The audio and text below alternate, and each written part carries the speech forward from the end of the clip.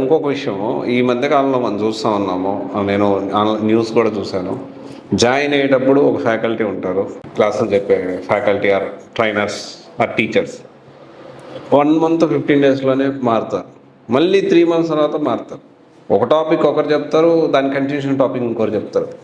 So అంటే ఇది శరచంద్రలో కూడా ఇలాగే ఉంటుందా?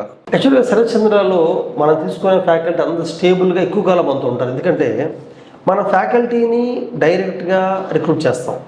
అంటే కన్సల్టెన్స్ ద్వారా కానీ బ్రోకర్ ద్వారా కానీ కాకుండా డైరెక్ట్గా మనమే వాళ్ళకి ఎగ్జామ్ పెట్టి డెమో తీసుకొని ఇంటర్వ్యూ చేసి హై శాలరీస్ తీసుకుంటాం. కాబట్టి ఆ ఫ్యాకల్టీకి మన కాలేజ్కి రిలేషన్షిప్ ఉంటుంది. సో ఎక్కువ కాలం మనతో ఉంటారు. మీరు అన్నది కొన్ని ఫ్రాంచైజీల్లో ఉన్న కాలేజ్ లేకపోతే ఎడ్యుకేషన్ అలవాటు లేని, ఫర్ ఎగ్జాంపుల్ నేను ఒక అకాడమిషియన్ని, నేను ఐఐటిఎన్ని నేను టీచ్ చేస్తుంటాను. నాకు ఫ్యాకల్టీ సెలక్షన్ ఐడియా ఉంది, ఫ్యాకల్టీ డైరెక్ట్గా నేనే సెలెక్ట్ చేస్తాను. అలాగే నాకు డీన్ అందరూ ఉంటే సెలెక్ట్ చేస్తారు. కానీ చాలా కాలేజ్ ఫ్రాంచైజీస్లో ఏమవుతుందంటే రన్ చేసే వాళ్ళకి ఐడియా ఉండదు ఫ్యాకల్టీ గురించి. లేకపోతే ఏం చేస్తారు, ఒక కన్సల్టెన్సీ ద్వారా కానీ బ్రోకర్ ద్వారా కానీ ఫ్యాకల్టీ తెచ్చుకుంటారు.